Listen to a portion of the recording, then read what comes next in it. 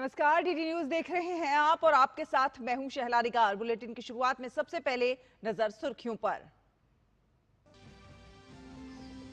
नई दिल्ली में आज राष्ट्रपति द्रौपदी मुर्मू से मिलेंगे मॉरिशस के प्रधानमंत्री नवीन चंद्र रामगुलाम। संसद भवन का भी करेंगे दौरा।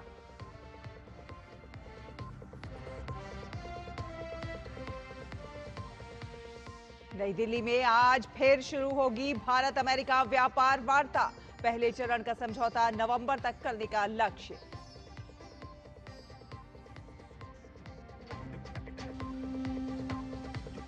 गृह मंत्री अमित शाह आज दिल्ली में करेंगे सभी राज्यों और केंद्र शासित प्रदेशों के एंटी नारकोटिक्स टास्क फोर्स प्रमुखों के सम्मेलन का उद्घाटन। देश भर से जब्त 4,794 करोड़ रुपए के नशीले पदार्थ आज होंगे नष्ट।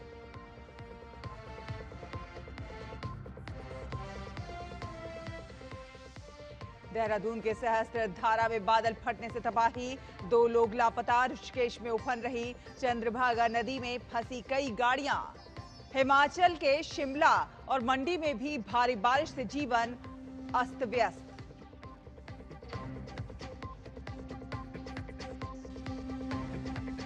भारतीय महिला ग्रैंड मास्टर आर वैशाली ने लगातार दूसरे साल जीता फिडे महिला ग्रैंड स्विस का खिताब। अगले साल होने वाली कैंडिडेट्स टूर्नामेंट के लिए भी किया क्वालिफाई।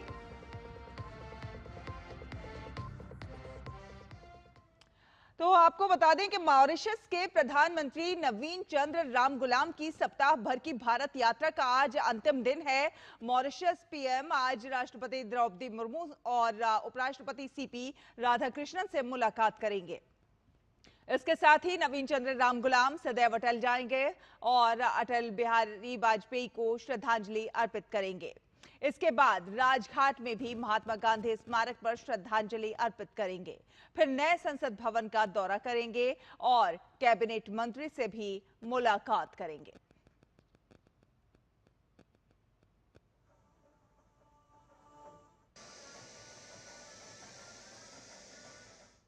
और अमेरिका के मुख्य व्यापार वार्ताकार ब्रेंडन लिंच भारत के साथ प्रस्तावित द्विपक्षीय व्यापार वार्ता पर बातचीत करने के लिए भारत के दौरे पर हैं। लिंच के नेतृत्व में अमेरिकी प्रतिनिधिमंडल कल रात नई दिल्ली पहुंचा। लिंच आज अपने भारतीय समकक्ष राजेश अग्रवाल के साथ व्यापार वार्ता करेंगे और आज होने वाली इस चर्चा का उद्देश्य मार्च 2025 में शुरू होने वाले द्विपक्षीय व्यापार समझौते वीटीए को और आगे बढ़ाना है। आज की बैठक में दोनों देश एक दूसरे की वस्तुओं और सेवाओं पर लगाए गए टैरिफ में ढील देने के लिए एक बुनियादी ढांचा बनाने का प्रयास करेंगे। दोनों पक्षों का इस साल नवंबर तक पहले चरण के समझौते का लक्ष्य है। इससे पहले दोनों देशों ने 2030 तक 500 अरब अमेरिकी डॉलर का द्विपक्षीय व्यापार लक्ष्य रखा था।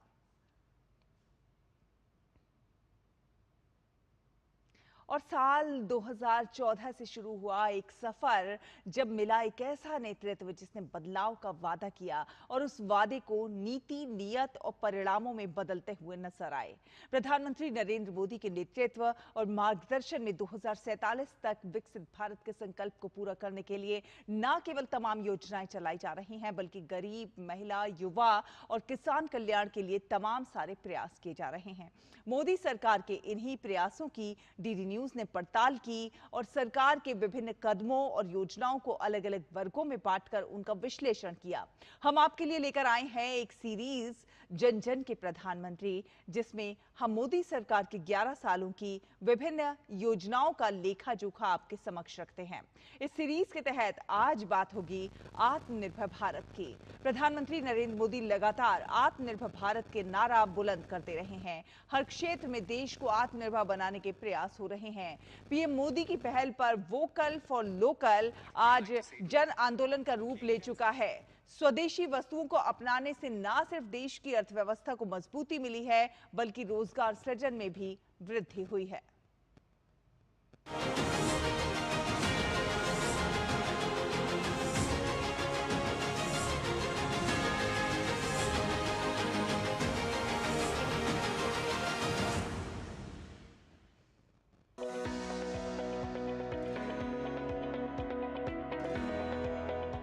प्रधानमंत्री मोदी के लिए आत्मनिर्भर भारत केवल आर्थिक स्वावलंबन नहीं, बल्कि परंपरा और आधुनिकता का संगम है।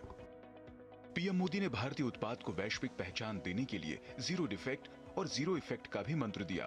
कोविड-19 महामारी के समय प्रधानमंत्री मोदी ने आत्मनिर्भर भारत का आह्वान किया। लोकल के लिए वोकल का यह मंत्र आज आंदोलन बन चुका है। देश में उत्पादन को बढ़ावा देने के लिए प्रधानमंत्री नरेंद्र मोदी ने मेक इन इंडिया की शुरुआत की। पीएम मोदी के वन जिला वन प्रोडक्ट और जेम पोर्टल पर भी स्थानीय उत्पादों को बढ़ावा मिला। खिलौना उद्योग, जो कभी चीन के आयात पर निर्भर था, अब आत्मनिर्भर भारत का नया चेहरा बन रहा है। टॉय मैन्युफैक्चरिंग में 70% से अधिक की वृद्धि दर्ज की गई है और भारत अब एक उभरता हुआ निर्यातक बन चुका है। खिलौना क्षेत्र के लिए आपका संरक्षण ऐतिहासिक है। जो कभी एक छोटा और उपेक्षित क्षेत्र माना जाता था, आपने उसे संगठित और प्रगतिशील उद्योग बनाया है। आपकी नीतियों और दृष्टि ने आज भारत खिलौना निर्माण में आत्मनिर्भर भारत का सपना साकार कर रहा है और विश्व स्तर पर अपनी पहचान बना रहा है। मोबाइल फोन के निर्माण में आज भारत दुनिया का दूसरा सबसे बड़ा देश बन चुका है। सेमीकंडक्टर क्षेत्र में सरकार ने 76,000 करोड़ रुपए का इंडिया सेमीकंडक्टर मिशन भी शुरू किया है। देश में मैन्युफैक्चरिंग को बढ़ावा देने के लिए सरकार ने 14 प्रमुख क्षेत्रों में प्रोडक्शन लिंक्ड इंसेंटिव योजना को मंजूरी दी है। In the last 3 years, what the government has done, production linked scheme, DLI scheme, now they are taking shape और ये हमारी शुरुआत है। हमारे पास में 2-3 एडवांटेज हैं। एक मार्केट हमें ट्रस्ट करता है, वर्ल्ड हमें ट्रस्ट करती है और हमारे पास एक वर्कफोर्स है, young generation, which is going to go and make a difference in the semiconductor world. So I am very enthusiastic and I am very happy that the government is supporting the industry so much. प्रधानमंत्री मोदी के स्वर का local अभियान का सबसे ज्यादा फायदा MSME sector को हुआ और कोविड महामारी के बाद तेजी से अपने पैरों पर खड़ी होती नजर आई है। मेक इन इंडिया के डायरेक्शन में कि मैं सबसे पहली प्रायोरिटी उन प्रोडक्ट्स को दूंगा जो कि इंडिया में बनी है। तो ये बड़े मेजर चेंजेस हैं जो कि वो लेकर आए। स्थानीय उत्पादों को बढ़ावा देने का सबसे बड़ा काम किया खादी और ग्रामोद्योग ने। देश के खादी और ग्रामोद्योग ने वित्त वर्ष 2024-25 में उत्पादन, बिक्री और नए रोजगार सृजन का नया रिकॉर्ड बनाया है। बीते 11 वर्षों में बिक्री में 447%, उत्पादन में 347% और रोजगार सृजन में 49.23% की बढ़ोतरी हुई है।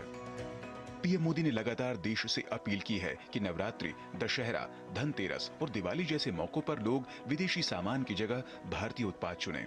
अब उन्होंने दुकानदारों से स्वदेशी बोर्ड लगाने की बात इसलिए कही है ताकि ग्राहकों में भारतीय सामान के प्रति भरोसा बढ़े।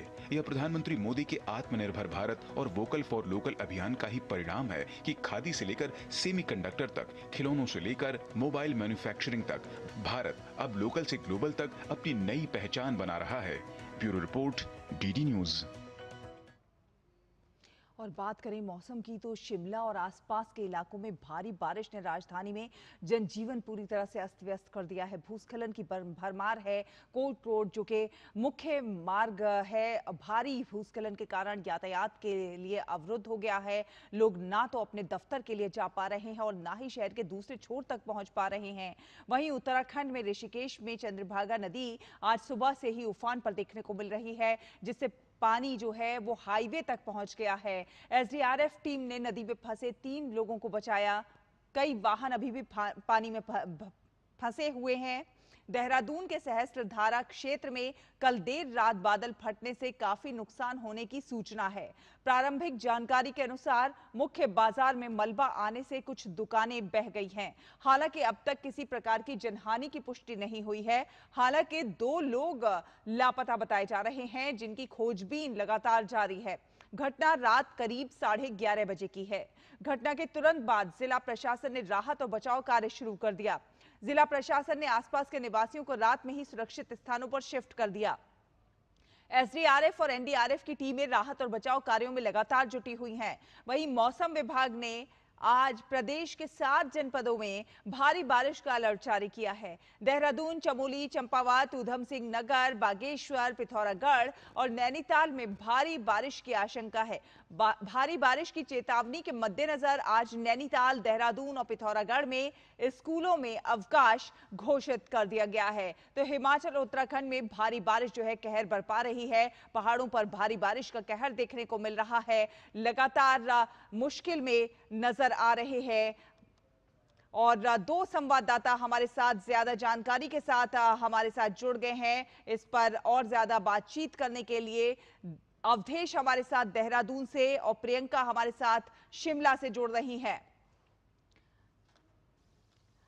तो आपको बता दें अवधेश, सबसे पहले आपके ही पास आना चाहूंगी, अभी की क्या कुछ स्थिति है, अभी किस तरह से जो है राहत बचाव कार्य चल रहा है और मौसम का क्या मिजाज है?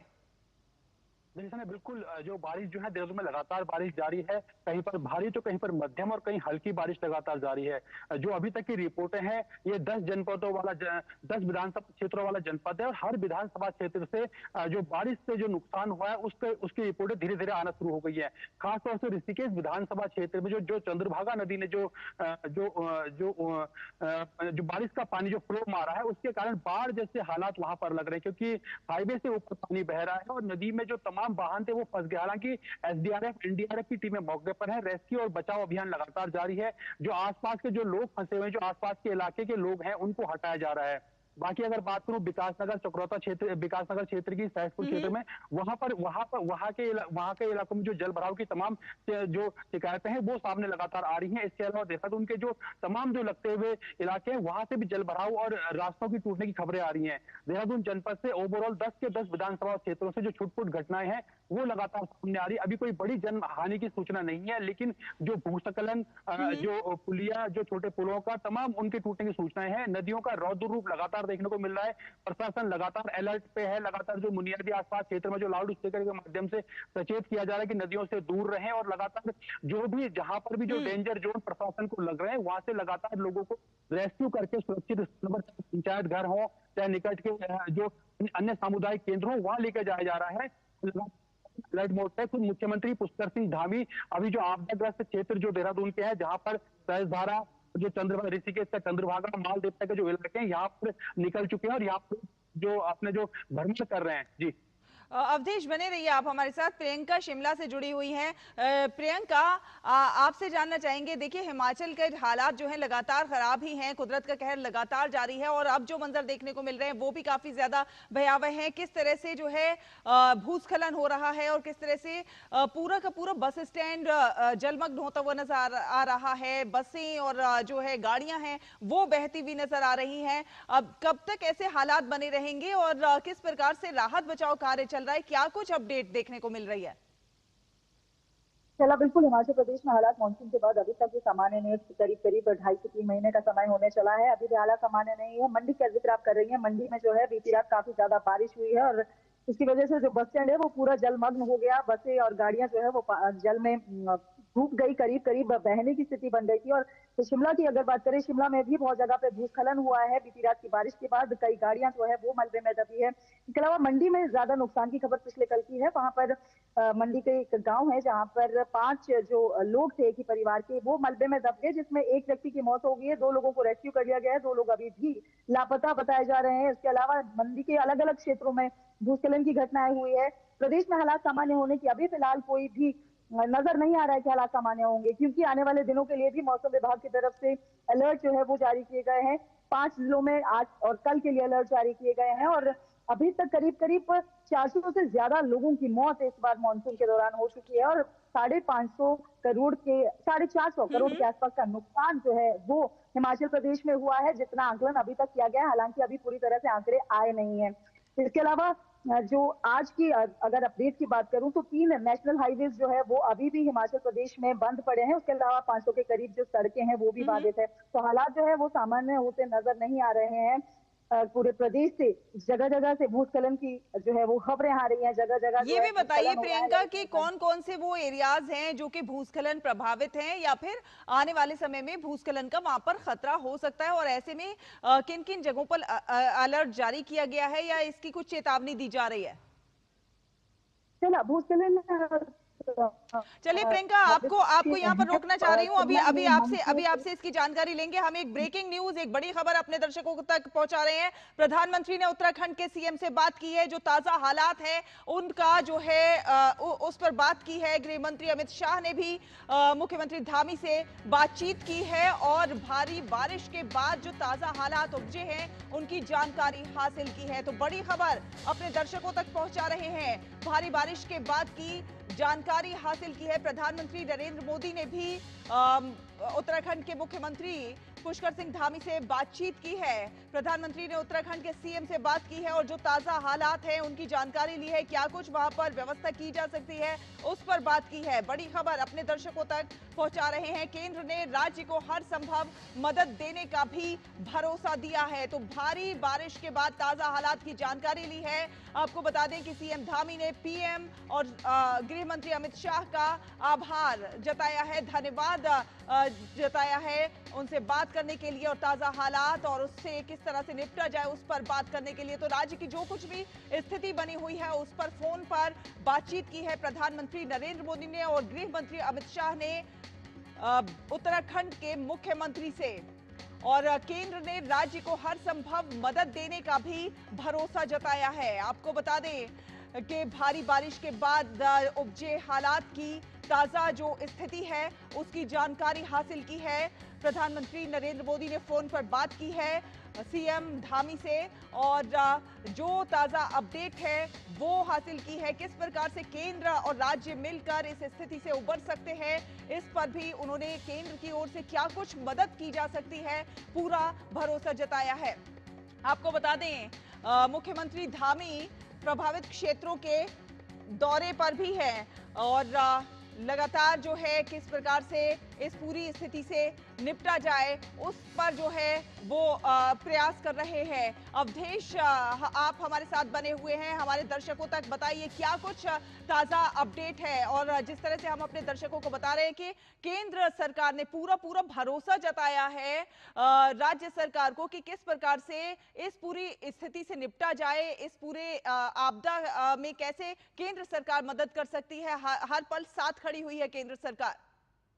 देखिए, बिल्कुल केंद्र सरकार हर पल है वो साथ खड़ी है। अभी प्रधानमंत्री जब उत्तराखंड के दौरे पर आए थे तो उन्होंने जो आपदाग्रस्त क्षेत्र के लोग हैं उनसे बात की थी, तमाम उनकी समस्याओं को सुना और समझा। जब प्रेजेंटेशन के जरिए उनको बताया गया कि उत्तराखंड में 5,000 करोड़ से अधिक का नुकसान हुआ है तो प्रधानमंत्री जी ने खुद 1,200 करोड़ के जो तात्कालिक राहत पैकेज है उसको तुरंत उत्तराखंड को दिया और कहा कि घबराने की बिल्कुल भी जरूरत नहीं है। जी अवधेश, आपको यहाँ पर रोकना चाहूंगी। हमारे सहयोगी संवाददाता अरुण शर्मा भी हमारे साथ फोन लाइन पर जुड़ गए हैं। अरुण, क्या कुछ अपडेट है? प्रधानमंत्री नरेंद्र मोदी ने और गृह मंत्री अमित शाह ने फोन लाइन पर बात की है पुष्कर सिंह धामी से और जानकारी हासिल की है, ताजा अपडेट हासिल की है और केंद्र सरकार की ओर से हर संभव मदद का भी भरोसा जताया है।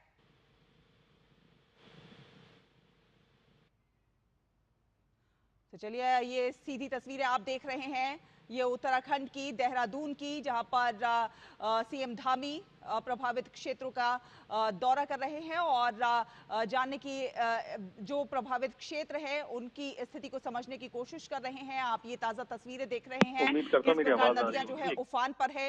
ये सीधी तस्वीरें देहरादून से। सीएम धामी इस वक्त प्रभावित इलाकों का दौरा कर रहे हैं और स्थिति का आकलन कर रहे हैं। जी अरुण। जी, इस समय पर एक जो बड़ी खबर निकल करके आ रही है वो ये है कि जो उत्तराखंड के अंदर जो एक तरह से हम देख रहे हैं कि बारिश का कहर बढ़ रहा है, उससे काफी ज्यादा एक इम्पैक्ट होता हुआ दिखाई दे रहा है। तो इस पर प्राइम मिनिस्टर नरेंद्र मोदी ने एक तरह से बातचीत की है सीएम उत्तराखंड से और एक तरह से जायजा लिया है कि क्या इस समय पर ग्राउंड सिचुएशन है। और जो एक प्राइम मिनिस्टर मोदी हर बार जो एक बात कहते हैं कि सेंटर और स्टेट का एक बेटर कोऑर्डिनेशन होना चाहिए जिससे कि इस तरह के डिजास्टर्स जो होते हैं उससे पार पाया जा सके, क्योंकि जो नेचुरल डिजास्टर्स होते हैं वो इंसानों के हाथ में नहीं होते हैं। तो एक तरह से कैसे एक होल ऑफ गवर्नमेंट का अप्रोच हो सके और कैसे एक जॉइंटनेस की अप्रोच के साथ में काम किया जा सके, इस बात पर फोकस है। क्योंकि अमूमन होता ये है कि जो फोन लाइंस होती हैं वो इम्पैक्ट हो जाती हैं, जो फूड सप्लाईज होती हैं वो डिस्टर्ब हो जाती हैं। तो ऐसे में क्या पहले से तैयारियां की जा सकें, उस बात पर फोकस है। हम इस बात को जानते हैं कि जो हमारी टेक्नोलॉजी है, जो मेट डिपार्टमेंट से उनकी फोरकास्टिंग बहुत बेटर हो पाई है इस समय पर, और फोरकास्टिंग करने में काफी मदद मिलने से होता ये है कि हम लोग पहले से ही जो तैयारियां हैं वो रख सकते हैं। हम देखते हैं कि पहले भी जो SDRF और NDRF की टीम्स हमेशा स्टैंड बाय पे रहती हैं और वो एक तरह से फ्रंट फुट पर रहती है इवैक्यूएशन प्रोसेस के लिए। लेकिन पहले से किस तरह से जॉइंटनेस के साथ एफर्ट्स को अंजाम दिया जा सके, जिससे कि जो जान माल का नुकसान कम से कम हो सके और जो लोग हैं उनको सुरक्षित स्थानों पर निकाल करके ले आया जा सके, तो इस बात पर फोकस है। और जाहिर सी बात है कि जो उत्तराखंड CM है उन्होंने इस बात का एक तरह से ग्रैटिट्यूड भी दिखाया है कि किस तरह से सेंटर लगातार संपर्क में है स्टेट के साथ में, कि उत्तराखंड जो एक तरह से बारिश का जो कहर झेल रहा है उससे पार पाने में कहीं ना कहीं उसको मदद की जा सके। जी बिल्कुल। और CM धामी ने भी प्रभावित इलाकों का दौरा किया है और वहां पर कुछ दिशा निर्देश भी जारी किए हैं कि किस प्रकार भोजन, पानी और तमाम जो व्यवस्थाएं हैं वो वहां पर सुचारू रूप से की जा सके और प्रभावितों तक पूरी तरह से मदद पहुंचाई जा सके। केंद्र ने भी हर संभव मदद का भरोसा दिया है और केंद्र हर हाल में साथ में खड़ा हुआ है, इस बात को जो है पूरा भरोसा जाहिर किया है। बिल्कुल, देखिए CM धामी की देखिए खासियत देखिए कि वो हमेशा एक तरह से ग्राउंड पर मौजूद पाए जाते हैं जब इस तरह के डिजास्टर्स होते हैं। वो कहते खुद ग्राउंड जीरो पर मौजूद रहते हैं। हमने कई बार उनको कई इंस्टेंसेस पे देखा है, बिकॉज उत्तराखंड प्रोन होता है इस तरह की जो नेचुरल डिजास्टर्स के लिए। और अभी भी हम देख रहे हैं कि लगातार वो जायजा ले रहे हैं सिचुएशन का वहां पर जाकर के। तो सबसे पहली जो उन्होंने जो दिशा निर्देश की अगर जहाँ तक बात की जाए तो फोकस इस बात पर है कि कैसे शिविरों को बनाया जा सके, जहाँ पर जो लो लाइंग एरियाज में जो रहते हैं या फिर जो इम्पैक्टेड या जो एरियाज होते हैं वहां से जो लोग हैं उनको शिविर में लाया जा सके। दूसरा, जो फूड सप्लाई सबसे इंपॉर्टेंट होती है, तो जब भी नेचुरल डिजास्टर, ट्रासडी या फिर हैवी और इंसेंट रेनफॉल जब भी हिट करती है तो सप्लाईज डिस्टर्ब होती है, बिकॉज उत्तराखंड ऑलरेडी एक हिली एरिया है। वहां पर सप्लाईज को पहुंचाना अपने आप में बहुत दिक्कत भरा काम होता है। तो ऐसे में उन सप्लाईज को कैसे स्टोर किया जा सके और कैसे स्टोर करके वहां पर जनता तक पहुंचाया जा सके, जो कि इम्पैक्टेड है इस त्रासदी की वजह से, या इम्पैक्ट हो सकती है आगे का अगर ये इंसेंट रेन और बढ़ती है यहाँ से आगे जाते हुए तो उससे इम्पैक्ट होती है। तो कैसे उनको फूड सप्लाईज को इंश्योर किया सके, इस बात पर फोकस है। तो जाहिर सी बात है एक 3 टियर स्ट्रेटेजी आप कह सकते हैं, अप्रोच कह सकते हैं, सेंटर और स्टेट का है। नंबर 1 कि कैसे जो जनता जनार्दन है जो इम्पैक्ट हो रही है इस इंसेंट रेन से या फिर इस तरह की त्रासदी से, उनको सेफ एरिया में लेकर के जाया जा सके और एक तरह से उनको बेहतर रहने की व्यवस्था की जा सके शिविरों के अंदर। दूसरा, फूड सप्लाई से एक तरह से इंटरेक्ट कर सके ताकि उनको किसी भी तरह की दिक्कतों का सामना ना करना पड़े। Third and last but not the least, कैसे पहले से तैयारियों को किया जा सके, फोर्सेस को कैसे स्टैंड बाय पे रखा जा सके जो हमारी NDRF और SDRF की है, और कैसे जॉइंटनेस के साथ में एक होल ऑफ गवर्नमेंट अप्रोच एक जॉइंटनेस के साथ में काम कर सके, बिकॉज प्राइम मिनिस्टर मोदी का फोकस इस बात पर ही रहता है एक इंटीग्रेटेड अप्रोच के साथ में कैसे आगे बढ़ा जा सके इस तरह के नेचुरल डिजास्टर्स को टैकल करने की दिशा के अंदर। और जो फिजिकल जो डिस्ट्रप्शंस आती हैं, जैसे कि रोड का टूट जाना जो बहुत मेजर होता है, टेलीफोन लाइंस का डिस्टर्ब हो जाना या खत्म हो जाना, कनेक्टिविटी का डिस्ट्रप्शन हो जाना, तो उनको कैसे हम लोग स्टैंड बाय पे रहें, जैसे कहीं भी कोई इम्पैक्ट होता है तो उसको जल्द से जल्द ठीक करा जा सके, दुरुस्त किया जा सके, जिससे कि इस त्रासदी को झेलने में और इससे जूझने की दिशा के अंदर हम लोग बेहतर तरीके से काम कर सकें।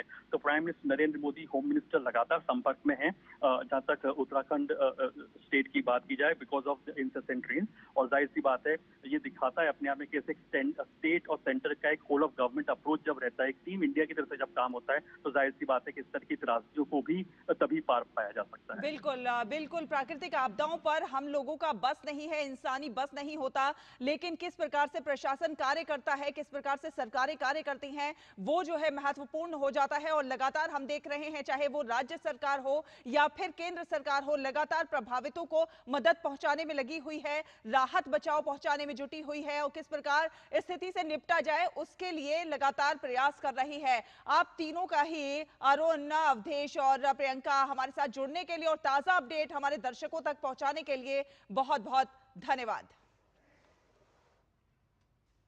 फिलहाल एक छोटा सा ब्रेक के उस पार खबरों का सफर जारी रहेगा। देखते रहिए DD न्यूज।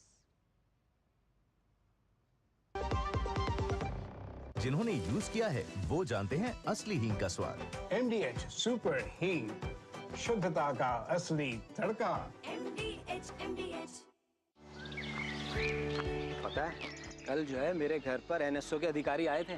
मैंने तो उन्हें सारी सही जानकारी दे दी। हाँ, मेरे घर पे भी आए थे। अच्छा, तो मैंने भी उनको सारी जानकारी दी। ये एनएसओ क्या है और क्या जानकारी दी आप लोगों ने उन्हें? अरे एनएसओ यानी नेशनल स्टैटिस्टिक्स ऑफिस, जो इस समय पूरे देश में हाउस होल्ड हेल्थ एक्सपेंडिचर सर्वे कर रहा है, जिसके अंतर्गत पूछा जा रहा है कि पिछले 1 साल में किस तरीके की बीमारियां हुई हैं, कितना खर्चा आया है और बीमा का फायदा हुआ या नहीं। और अगर किसी घर में महिला माँ बनी है, कोई टीकाकरण की गई जाँचें और डिलीवरी किसके द्वारा हुई, कहाँ हुई, और सबसे जरूरी बात, माँ और बच्चा सुरक्षित है या नहीं। और ऐसी स्वास्थ्य संबंधी जानकारियां इकट्ठी की जाती हैं और हमसे साझा की गई जानकारी के द्वारा सरकार ये तय करती है कि आने वाले समय में स्वास्थ्य संबंधी नीतियां कैसी हों, सुविधाएं बेहतर कैसे बने। और सबसे महत्वपूर्ण बात, ये सारी जानकारी 100% गोपनीय रखी जाती है। हमने तो अपनी जिम्मेदारियां निभा दी, अब बारी है आपकी। मेरी पसंद, मेरी पसंद, मेरी पसंद, मेरी पसंद, हमारी पसंद, हम सबकी पसंद। मजबूत देश का मजबूत सरिया हो गया स्टील। अब आया असली स्वाद, अब आया स्वाद। जब स्वाद के पड़े हो लाले तो MDH का चंकी चाट मसाला डालें। MDH का चंकी चाट मसाला। MDH। ब्रेक के बाद स्वागत है आपका। डीडी न्यूज देख रहे हैं आप। आपको बता दें, आयकर विभाग ने इनकम टैक्स रिटर्न यानी कि ITR दाखिल करने की लास्ट डेट एक दिन के लिए और बढ़ा दी है। अब आज भी आप रिटर्न फाइल कर सकते हैं। पहले ये तारीख 15 सितंबर और उससे पहले ये 31 जुलाई 2025 थी। ये कदम उन टैक्स पेयर्स की सुविधा के लिए उठाया गया है जिन्हें income tax e filing portal पर तकनीकी समस्याओं के कारण रिटर्न भरने में परेशानी हो रही थी। जो करदाता नियत तारीख तक रिटर्न दाखिल नहीं कर पाते, वो 31 दिसंबर तक विलंबित रिटर्न दाखिल कर सकते हैं। 5 लाख रुपए से अधिक आय वाले व्यक्ति को 5,000 रुपए और कम आय वालों पर 1,000 रुपए का जुर्माना लगेगा। और इसी के साथ इस बुलेटिन में फिलहाल इतना ही। डीडी न्यूज पर खबरों का सफर लगातार जारी है। आप देखते रहिए डीडी न्यूज। नमस्कार।